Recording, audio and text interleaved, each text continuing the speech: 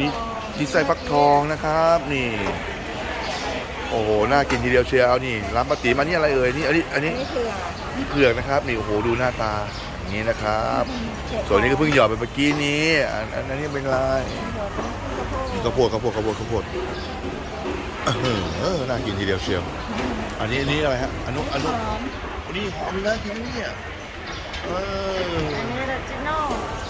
เออนั่นร้านขนมครกคุณติ๋มนะฮะนี่เดี๋ยวป้ายนะอยู่ที่ตลาดหัวรถไฟนะครับตอนเช้านะ